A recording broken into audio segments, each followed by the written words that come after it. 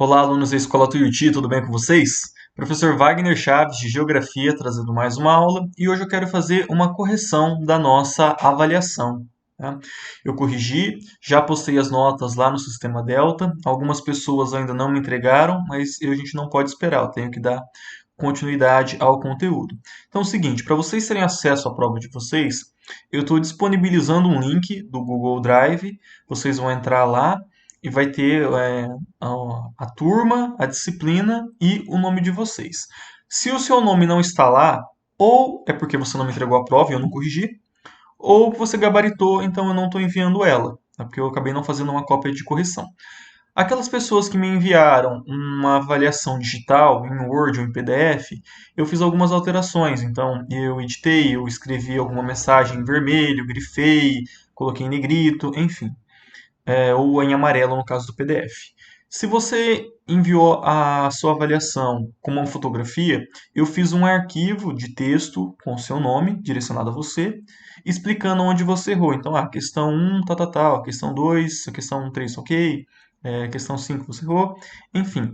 Então, eu quero que vocês consultem a avaliação de vocês para verificar aquilo que vocês erraram, que vocês refaçam essas questões que vocês erraram e me enviem, tá? Podem fazer no caderno mesmo, me enviem com as outras atividades, beleza?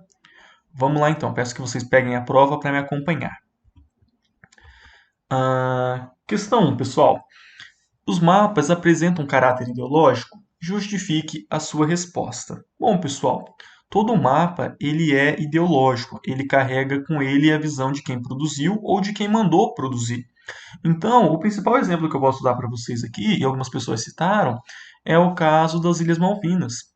O caso das Ilhas Malvinas é uma briga entre Inglaterra e Argentina, e os mapas que são feitos na Argentina colocam Ilhas Malvinas, Ilhas da Argentina, porque são da Argentina. Mapas feitos na Inglaterra colocam Ilhas Malvinas como pertencentes à Inglaterra e chamando Ilhas Falklands. E o caso do Google, que não quer briga com ninguém, mas ele assume a postura da Inglaterra, ele coloca Ilhas Falklands, abre parênteses, Ilhas Malvinas. Então, esse é um exemplo de caráter ideológico. Quem fez esse mapa? Um argentino vai puxar a sardinha para o lado dele, o inglês para o lado dele. E o Brasil nessa história? O Brasil ele aceita o pleito argentino. Então, mapas feitos no Brasil que vão mapear as Ilhas Malvinas trazem Ilhas Malvinas. Por quê? É um país parceiro, parceiro na América do Sul. Então, esse aqui é um exemplo de mapa ideológico. O mapa não sempre está atrelado a quem fez ele, pessoal. Sempre está atrelado a quem fez ele. Beleza? Vamos lá, questão 2. Qual a importância da confecção de mapas para humanidades? Aqui a gente pode passar o dia todo conversando. Por quê? Os mapas eles são muito importantes para localização, para reconhecimento do terreno, para implementação de obras, para uso militar, para uso de comunicação. Tudo isso você precisa fazer um mapa. Então a gente falou dos mapas lá na antiguidade, não. Lá na pré-história. Os homens desenhavam mapas na caverna para saber os locais que dá para caçar e locais que não dá para caçar. Os romanos, mapas militares, o mapa do Império Romano. Os gregos, eles filosofavam os mapas. Falavam, olha, qual que será o formato da Terra? E o Aristóteles calculou a circunferência da Terra. Eles sabiam que a Terra era redonda. Ah, o mapa, ele pode definir uma guerra. Você precisa, as guerras hoje, né, as guerras são muito mecânicas, tem armas de fogo que conseguem definir uma guerra. Mas na antiguidade, não. As pessoas tinham que conhecer o terreno, fazer um mapa e falar: olha, para ganhar essa batalha a gente precisa de determinada posição. Como que a gente vai chegar lá? Mapa. Tá? Guerras foram travadas por causa de mapas, ou até mesmo paz foram solucionadas por conta de mapas. Então, a importância para eles na história da humanidade é enorme. Beleza? Vamos lá então, a questão 3. Durante o Renascimento, a cartografia foi extremamente importante para a criação de mapas com os caminhos para a Ásia e para a América. Entre os mapas feitos nesse período, podemos destacar o mapa de Gerard Kremer, conhecido como projeção de Mercator. Explique quais as características dessa projeção e por que ela é utilizada até hoje. Bom, pessoal, a projeção de Mercator é uma projeção cilíndrica conforme, ou seja, cilíndrica tem a Terra, você vai fazer um cilindro de papel em volta da Terra com ele para você saber, para você fazer essa projeção. Ela é muito importante, ela é muito boa para o uso de navegação, então ela servia bem ao propósito lá no Renascimento. E ela é conforme porque ela mantém as formas dos continentes. A gente hoje, para quem só conhece ela e só utiliza ela, a gente costuma olhar ela e achar que ela é a correta e olhar a de Peters e achar que está errado. Mas não existe projeção certa ou errada. A projeção, ela adota um propósito. Agora, por que ela é utilizada até hoje? Porque, primeiro, ela mantém a forma, que é uma das coisas que a gente mais estuda na geografia. E porque ela é utilizada para navegação. Ainda hoje ela é muito utilizada para navegação. Então, todos os mapas mundi que nós vemos aí, praticamente, são a projeção de Mercator. Agora, quando a gente olha só uma porção da Terra, geralmente não é Mercator. Pode ser uma projeção azimutal, projeção plana. Se for um mapa do continente europeu, por exemplo, pode ser um mapa cônico. Ela é muito utilizada ainda em mapas mundi. Beleza? Agora vamos para a próxima, questão 4. Sobre cartografia, considere V para verdadeiro, F para falso. Tá? O mapa tipo TO surgiu durante a Idade Média. Nele a Terra era dividida em 3 continentes cortados por rios e mares. Verdadeiro. Era Ásia, África e Europa, cortado pelos rios Ganges, na Índia, Mar Mediterrâneo e Mar Vermelho. Tá? B. Os gregos pouco desenvolveram a ciência da cartografia. Não, os gregos foram os que mais desenvolveram a ciência cartográfica na antiguidade. C.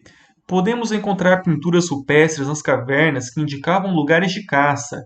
Esses foram os primeiros mapas da história? Verdadeiro. D. A escala é um elemento presente nos mapas que permite saber a redução matemática entre o elemento representado no mapa e o fenômeno? Verdadeiro. É através da escala que a gente consegue utilizar um mapa para saber um tamanho de um lugar ou uma distância, por exemplo. E aí, a projeção de Peters é uma projeção conforme, pois mantém a forma dos continentes. Não, ela é uma projeção equidistante. Ela mantém o tamanho e distorce a forma. Projeção conforme é a de Mercator, que deixa a forma toda bonitinha. Na Peters, ele estica os continentes. Ele tem o tamanho, mas prejudica na forma. Beleza? A questão 5, pessoal, associa o período com o desenvolvimento da ciência cartográfica. Então a gente tem ali Grécia, Roma, a Idade Média e Renascimento. Vamos lá o primeiro. Apesar do grande conhecimento em cartografia, a maior parte dos mapas feitos durante esse período foram mapas militares. Quem fazia mapa militar? Roma. Roma só tinha praticamente o mapa do Império Romano e mapa das batalhas que eles iam travar com as tribos bárbaras. Então, os romanos quase não desenvolveram os mapas além do uso de mapas militares. Beleza? B. Melhor, a 2, né? Grande desenvolvimento dos mapas para a navegação. Nesse período foi retomado parte do conhecimento feito pelos gregos. É a letra D. Renascimento. Lembrando, pessoal, renascimento vem de renascimento cultural, renascimento dos gregos. Então, aqui no Renascimento, no século XVI, essas pessoas voltaram os olhos lá para os gregos e o que esses caras têm para falar para a gente? Vamos usar o conhecimento deles para desenvolver mapas, para desenvolver ferramentas e instrumentos para navegação e confecção de mapas. Beleza? Próxima. Período de ruralização da Europa. Com a diminuição do comércio, não houve necessidade de fazer mapas. Que período é esse? Idade Média. Ali durante o feudalismo, cada feudo era autossuficiente. Não tinha necessidade de você sair para realizar comércio. Então, não se faziam mapas. Foi um período que a ciência cartográfica ela ficou quase em extinção, ficou ali dormente, porque ninguém fazia mapa. Ou os mapas eram aqueles bem simples, igual aquele modelo TO. Beleza? E a última ali, Período de surgimento da cartografia como ciência. Nesse período já se sabia que a Terra era redonda e já haviam calculado a sua circunferência. Os gregos aí que estavam na vanguarda da humanidade durante séculos, os caras super inteligentes, ficavam filosofando lá, descobriram que a Terra era redonda, calcularam a circunferência dela, mapas. Os gregos eram, ó, os caras da sua época, beleza? Vamos lá, pessoal. Questão 6, então. Observe as projeções de Peters e Mercator e aponte as diferenças entre elas e qual mapa está correto. Então, primeiro, mapa correto não tem. O mapa, ele atende a um objetivo e, de acordo com o objetivo, ele vai usar uma projeção. Beleza? Mapa de Mercator, pessoal, uma projeção cilíndrica conforme. Ela mantém a forma dos continentes, mas peca no tamanho. Tamanho exagerado, sobretudo nos polos. Polo Norte e Polo Sul. Então, a Groenlândia fica gigante, o Canadá fica mais grande do que ele é, quando na verdade são menores. Projeção de Peters, projeção equidistante. Ela mantém o tamanho, mas distorce a forma. Então, é aquele mapa mais esticado. Tá? Outra diferença que algumas pessoas mencionaram é que o mapa do Mercator é um mapa eurocêntrico. O que é um mapa eurocêntrico, pessoal? É um mapa pensando a Europa como centro do mundo. Vamos lembrar, quem que fez esse mapa? Mercator. Mercator era do quê? Flamengo, né? Nasceu na Bélgica, em Flandres. Ele vivia na Europa. A Europa era o centro comercial, econômico da época. Naturalmente, esse mapa foi pensado na Europa, sim, como centro do mundo. Já o Peters é um mapa muito mais recente, um mapa feito na década de 1970. É um mapa quando existia questões sociais. E o Peters, na hora de olhar, pensou, olha, esse mapa aqui está centrado na Europa. A gente tem que fazer um mapa que eles chamavam de mapa terceiro-mundista. Um mapa que olhava outros países. Porque a gente pode não pensar, mas o Mercator, na hora que ele escolheu essa projeção, ele não pensou apenas em falar, olha, essa projeção vai ser boa para a navegação. Ele tinha uma ideia, ele tinha uma ideologia e ele tentava subjugar os outros países. Então a Índia ficava minúscula e a Índia é gigante, beleza? Então, tanto a projeção de Mercator e do projeção do Peters tem caráter ideológico. O Peters queria trazer atenção para os países mais pobres, os países do Sul, América do Sul, África, Sudeste Asiático, Índia e vários países que tem lá, Taiwan, Laos, Camboja, Vietnã. Peters queria trazer a atenção para isso. Então, novamente, o caráter ideológico dos mapas. Beleza? Vamos lá. Essa questão aqui, pessoal, muita gente errou. Algumas pessoas acertaram. Vamos lá. Considere um mapa com escala de 1 para 200 km e defina a distância entre os pontos. Então, pessoal, estou aqui com uma reguinha. Cada centímetro dela, temos aqui 1 centímetro, ó, equivale a 200 quilômetros. Então, para vocês não ter que enviar um desenho para vocês, aí vocês terem que imprimir ou colocar a régua no computador, eu já dei a distância entre os pontos. Então, você tem um ponto A e ponto B, que a distância deles é 1,2 milímetros. 1 centímetro, 1,2 milímetros. Tá? Se cada centímetro vale 200 quilômetros, cada milímetro, cada tracinho desse da régua, vai valer o quê? 20 quilômetros.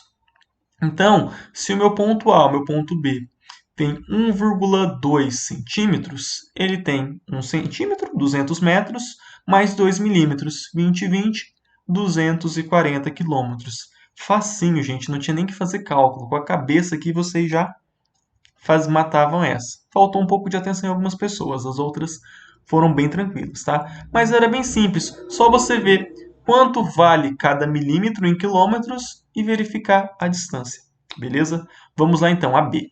Do ponto A ao ponto C tem 3,4 centímetros. Deixa eu ver aqui, 3,4, mais ou menos isso aqui. Ó, esse espacinho aqui, 3,4 centímetros. Bom, se cada 1 centímetro tem 200 metros, 2, 4, 6, 600 metros, mais 4 milímetros, 800 quilômetros. Perdão, quilômetros, tá? Então, ao todo aqui, 680 quilômetros. E por fim, lá do ponto C, do ponto B ao ponto C, 3,7 centímetros. Daria isso aqui mais ou menos, ó. Mesma coisa, cada centímetro vale 200 quilômetros, eu tenho 3 centímetros, já dá